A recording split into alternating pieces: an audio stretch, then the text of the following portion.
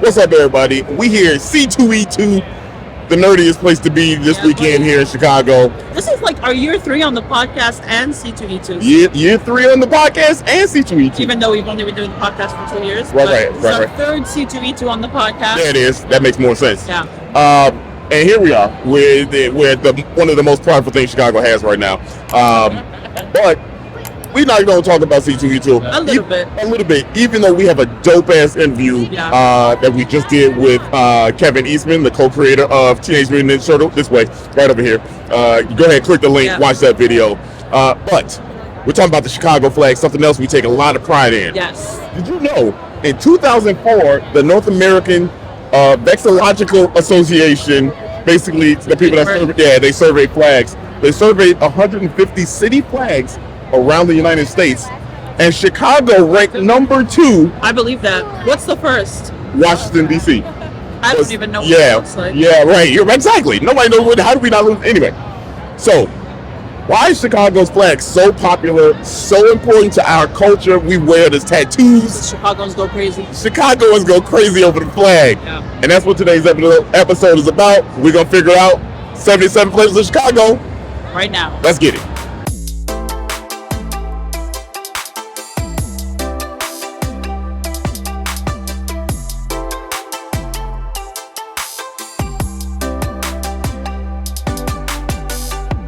Yo, right now, y'all, we are in the Old Town neighborhood. Yep.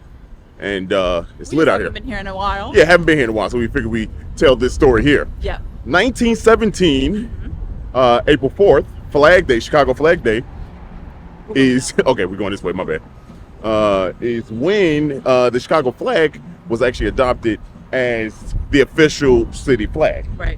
And it was part of a competition led by Alderman James Kearns, but that's not the beginning of the flag debacle. How we got started? No, it's not. Okay. We have to go back a few more years. 1892, right before the World Columbian Exposition. When we were trying to plan, the city thought and was like, "Hey, we actually don't have city colors or any kind of representation." so the city was like, "What do we do?" And it was brought to the attention as the wind beat the shit out of me. Yeah. Let's get over here real quick. Yeah. But that wind was kicking your boy real quick. Dipped off to the side. I had to dip off to the side before I lose my wig. Damn. Go Cubs, go! Would have went too. Anyway, when the city was trying to plant, get your muffler fixed, bro. Yeah, for real. Anyway, 1892, World's Columbian's Exposition. The city was like, "Yo, we don't have any representation, any flag or anything like that." Yep. So coming this way because somebody's trying to get out. What is going on right now? Why are we being bothered? So the city said, "Hey, let's make something," and it was really brought to the attention by a guy named, he was a local artist called Francis. I'm just gonna take the damn hat off. Yeah, okay, we're just gonna take the damn hat off. You got a haircut. Your hair looks. You know what I'm saying? Go ahead, see you. Check out the boy headline. I still got it at 40. Anyway, this guy, local artist by the name of Francis Davis Millett, he brought it to the attention. He was like, "Yo, we need to do something." Yeah. The very next day, I think, or a couple days after that, the Chicago Tribune posted it and was like, "Yo, what's going on?" They got over 800 submissions and entries to design a flag. At that point, one design was chosen, the colorway, the red and white. Right. That's how Chicago had the red and white flag. Let's go tell you some more later. Let's keep walking. Let's do it.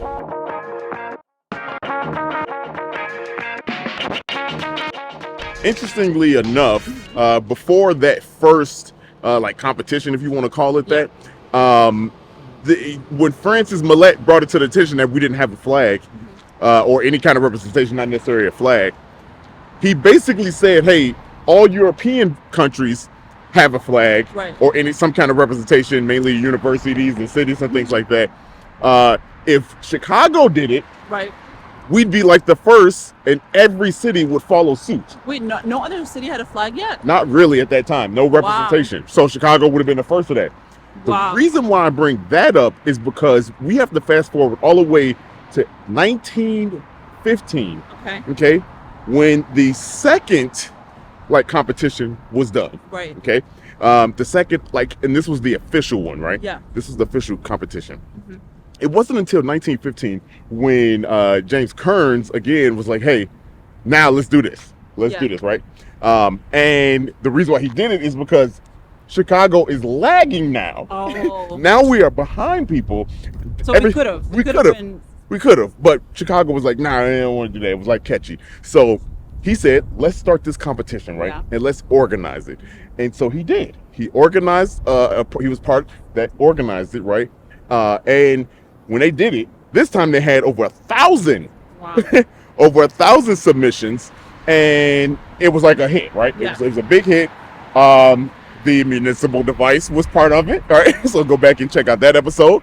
But then also, you had a bunch of people like coming through the Chicago flag.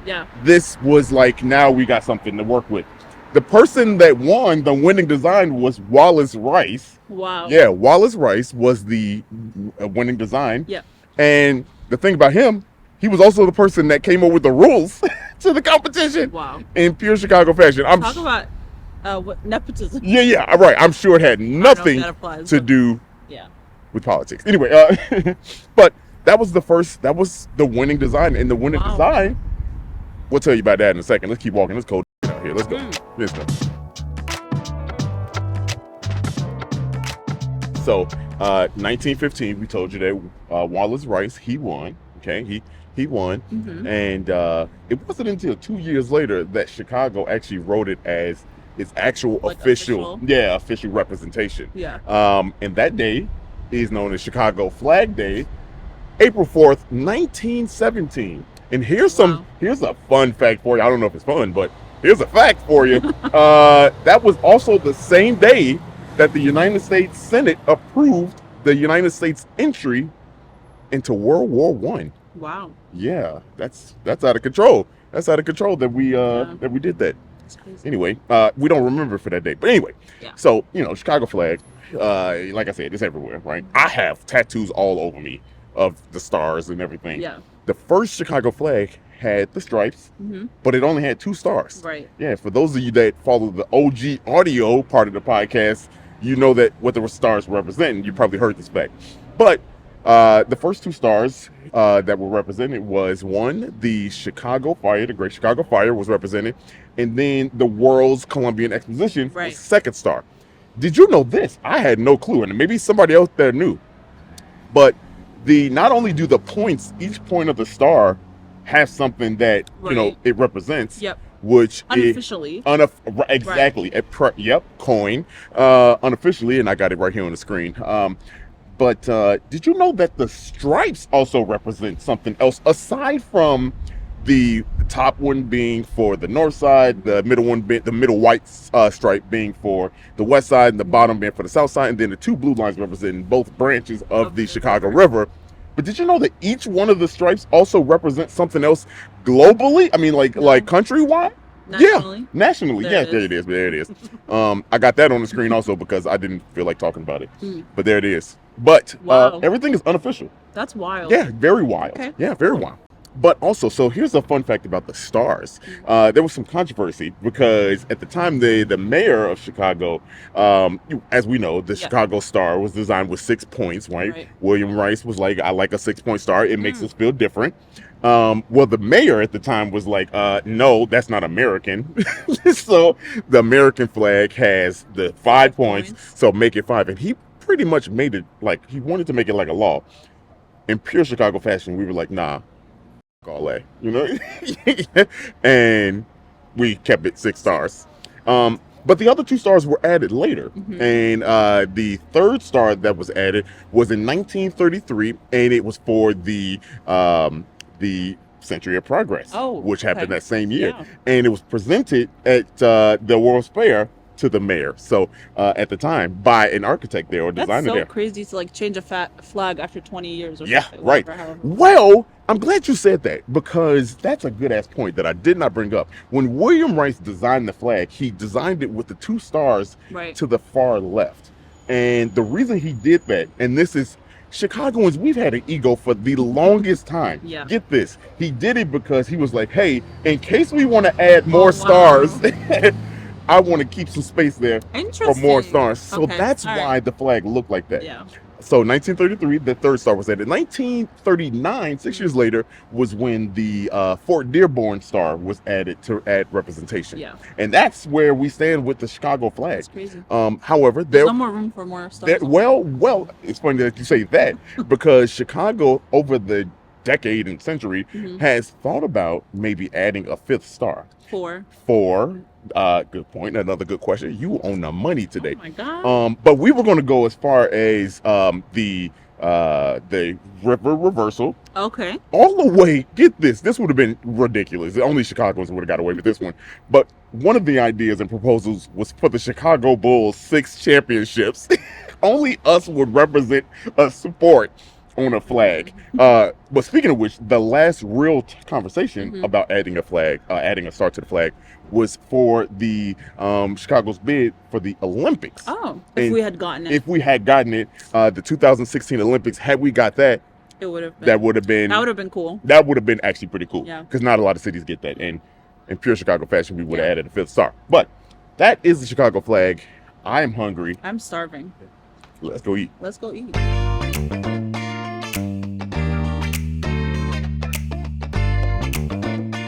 So we are at the restaurant. We're still in Old Town, obviously. Yeah. And we haven't done Italian in a while, so I thought we could try some Italian food today. Italy is on our mind because we're going to Italy on vacation in a few weeks. Yeah. So we came to a restaurant here in Old Town, Topo Gigio. Yeah. G-I is J, right? Yeah. It's actually been in the neighborhood for about 25 years. Okay. It's a staple. It's everybody really is familiar with it. You don't need us to tell you that it's popular because it's been here for 2 decades. It's been here for a while. Almost as long as I've been alive. Damn. I know. That's it's a crazy. fact. That's a fact. And like when you're on the inside, I would say so they have two things. You either you have the large like dining room in the middle when you walk in, but they also have a beautiful patio that is only open in the summer. We're currently in the spring, and today's a pretty cold day, so it's not windy as hell. Y'all windy as saw hell. getting our ass beat. Yeah.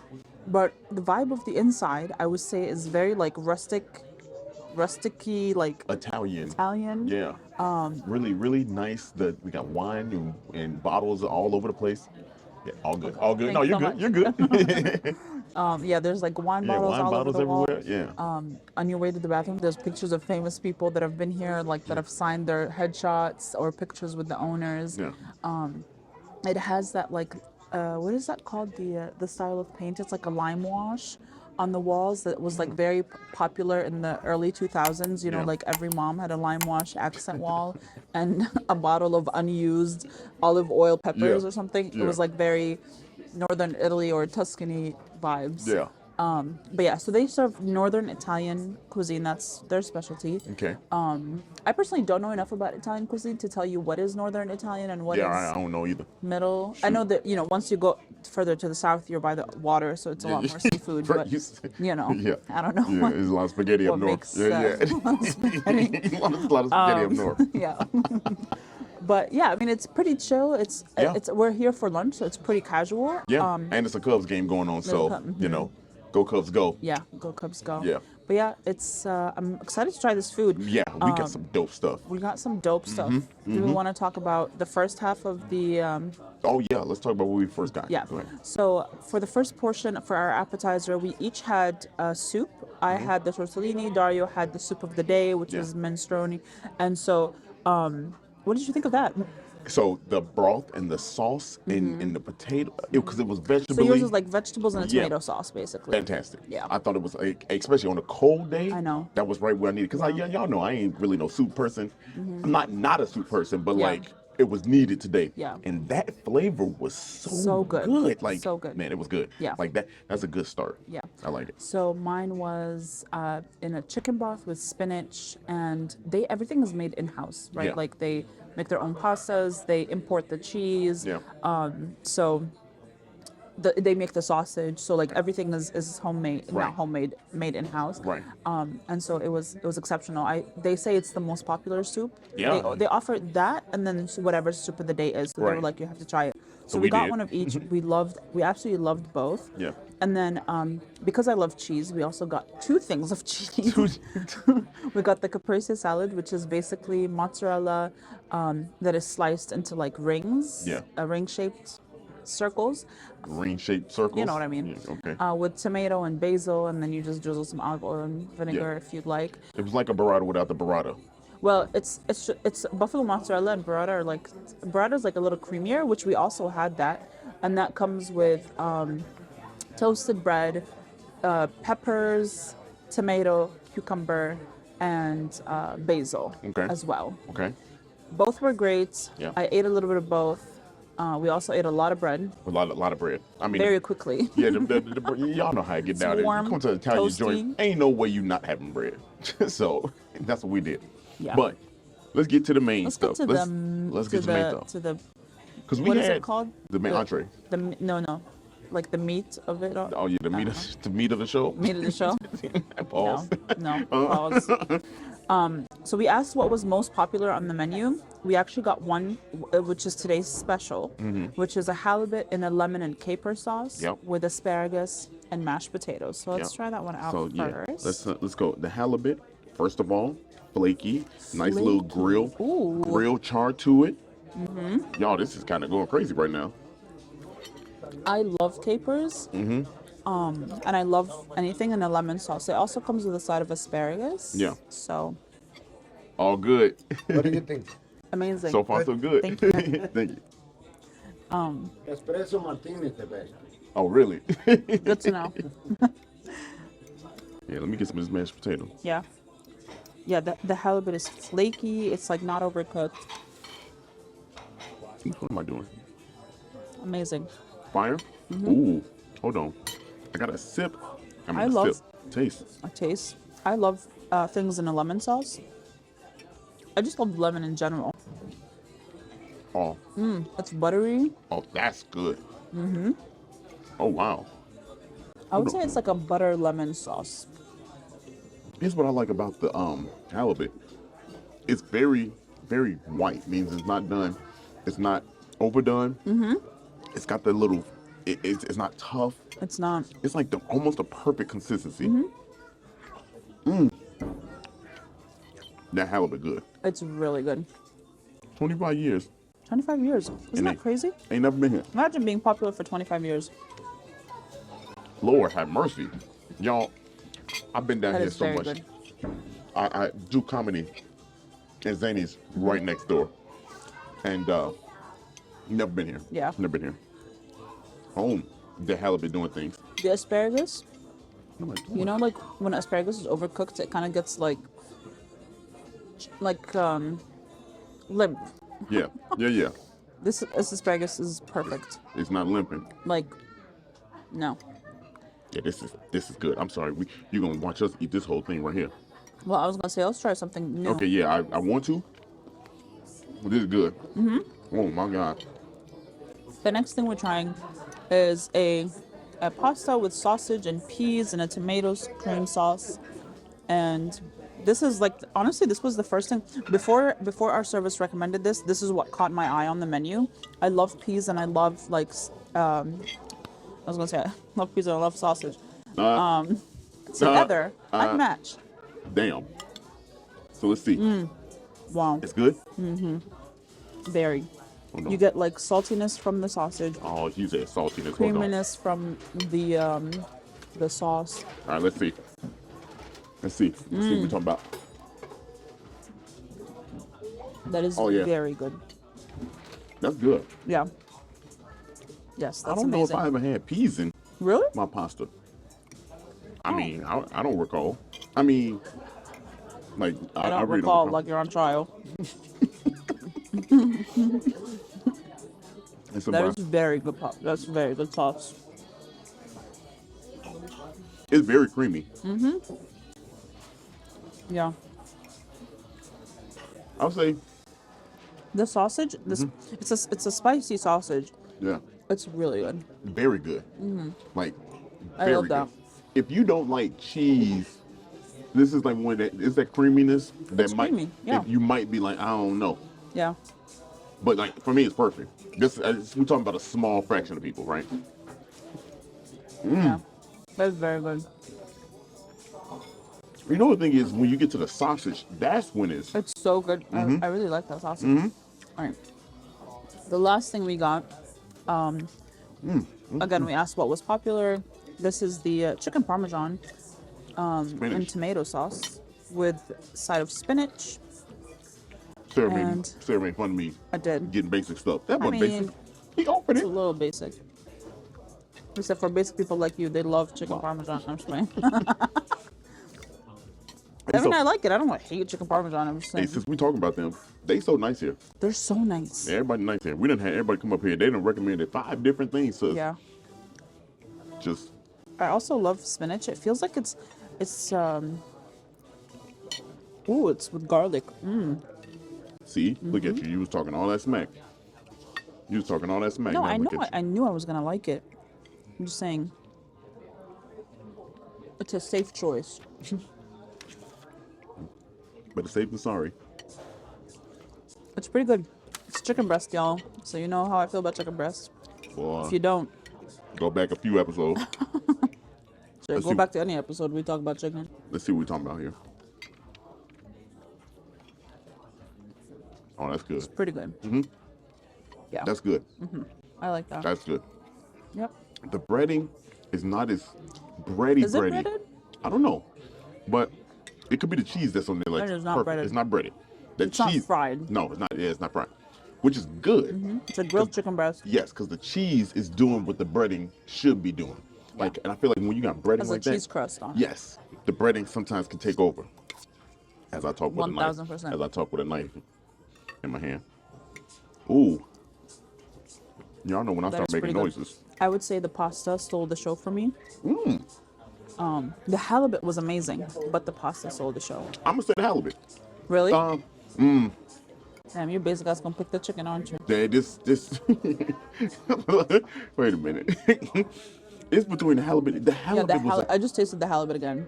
It was made so like perfectly, really. The halibut is really good. Very good. Listen, if you come here and the halibut's on the menu, I would say one person at the table order it so you guys can try it, because the lemon sauce. You said 1% or 100%? No, one person at the table should order it so everyone can try it. Because that lemon sauce is really what sets it off. I wish it was like drizzled on top of the fish as well. It's like the sauce is on the bottom of the plate and then the fish is placed on top of it. Shoot, dip that bad boy maybe, over. Yeah. I mean, I am. Yeah, it's so good. Like it's like perfectly white. The fish? Yeah, like yeah. You said the people. No, that's not our territory. Another podcast. No. You know what's crazy? Is we about to go back to C2E2. Sure are. Yeah. So. Well, let's finish eating. Well, let Daria finish eating. She's almost done. We almost done. Yeah, for real. But yeah, come out here. It's pretty casual. Like you know, it's for being one of the best in the city. It's fairly casual. So come for lunch. They do have a lunch menu, along with the rest of their menu. So there's everyone so here much is so to nice. do down here too. Yeah, there's so much to do in Old Town. You're very close to downtown. Old Town is a very like fun neighborhood with a lot of little boutiques, so you can walk around. It's very like also millennial-y. It's a millennial neighborhood. So you know, there's comedy clubs, there's Second City, there's Zanies. Second City, I performed at both of them. Yeah, and you're very close to Lakeview, which is also a super fun neighborhood. So you know, come check them out. They've been around for 25 years for a reason. Yep. And we'll see you next time.